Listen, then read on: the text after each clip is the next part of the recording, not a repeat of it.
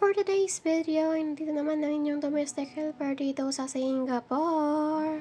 May share naman ako sa inyo na video ngayon. Ako po ay nagdidilig dito sa balcony ng aking employer. Nako, sa araw-araw na lang, ganito na lang palagi yung ginagawa mo. Parang mabubuang ka na talaga. Ay, nako. Noon, pangarap ko lang na mag-abroad, pero ngayon, uwing-uwi na. Pero hindi Kaya pa naman guys. Kahit na pagod-pagod na to, kaya pa rin, lumalaban pa rin, bumabangon pa rin sa umaga kahit na tinatamad na. Kayo ba? Ganyan rin ba kayo kapag pagod, tinatamad na bumangon sa umaga? At napipilitan ka na lang bumangon at saka naliligo ka na, nakapikit yung mata mo. Ay, naku po.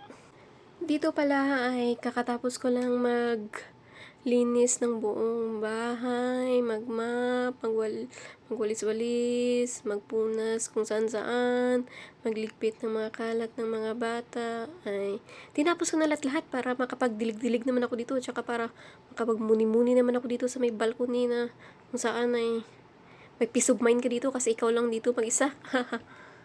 Kaya sa nagbabalak na mag-domestic helper dyan, kung saan mang bansa, humanap kayo ng magandang amo nyo. Huwag nyong gayahin yung iba na pili lang ng pili kung sino dyan, basta makapunta lang ng ibang bansa.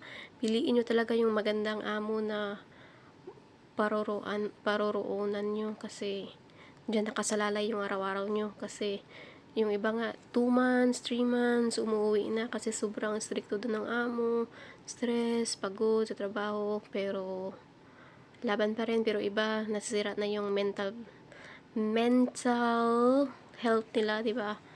Kaya tayo, kung may choice naman tayo, pwede naman tayong pumili. Kasi dito sa amin sa Singapore ay pwede namang pumili kung ano yung gusto mong amo. Kung gusto mo na may bata or walang bata, pwede kang pumili. Kaya pumunta ka na dito sa Singapore kung gusto mo mag-DH worker at piliin mo yung mga 10 tao dyan para ikaw yung ma-stress. Pero ako pala dito ay ikalawang employer ko na ito. Yung dito ngayon kasi nagpa-change employer po kasi ako kasi hindi ko po kaya doon talaga yung trabaho sa una kong amo kasi ako lang mag-isa, tapos malaki yung bahay, tapos marami pa silang sasakyan.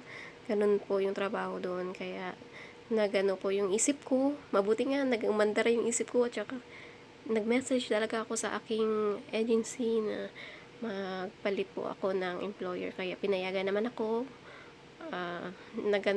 Thankful naman po ako kasi pinayagan naman ako ng aking agency at binalik naman po ako ng aking employer sa aking agency, kaya thankful naman po ako na binalik ako at saka nakahanap po ako ng magandang employer. Pero maganda nga po talaga, pero minsan may stress ka rin kasi may mga bata, diba? Tsaka pagod, pero okay lang po kasi kaya naman at saka lumalaban naman po, bumabako naman po sa araw-araw kahit na pagod na, o diba? Kahit na napipilitan lang tayo na bumangon sa araw-araw, pero bumabangon pa rin tayo para sa ating, may ipapadala lang tayo sa Pilipinas. Kasi, wala tayong ipadala, Diyos ko, kung ano na naman yung salita na maririnig natin. Kaya, bumabangon talaga ako para sa dolyar. At makapadala doon sa Pilipinas. Ay, nako. Sige lang. Kasi ganito naman yung buhay natin, di ba? O, bangon. Para sa iyong pangarap, huwag kang susuko. Stress lang yan, labanan mo. Kaya kayo, may bala kayong pumunta dito. Magbaon kayo ng maraming pasensya at lakas ng loob. Dala kayo ng vitamin C dyan para inumin nyo sa araw-araw. Kasi ako ganyan yung ginawa ko. Nagdala ako ng mga maraming vitamin C para ipaglaban ko yung sarili ko sa araw-araw kahit na pagod na, di ba? Inuman mo lang yan ng vitamin C at saka sa gabi, tulugan mo lang, di ba? Pagka umaga, pagod ka pa rin. Wala tayong magawa kasi ganyan yung trabaho natin sa araw-araw, kaya sige, bangon at saka lumaban. Tsaka magpunas ka naman doon ng kubita, Sana tsaka ma-enjoy kayo. mag-map ka naman dyan. Ganyan lang naman, Yun lang po di ba? muna Sige. for today's Bye. video. Bye!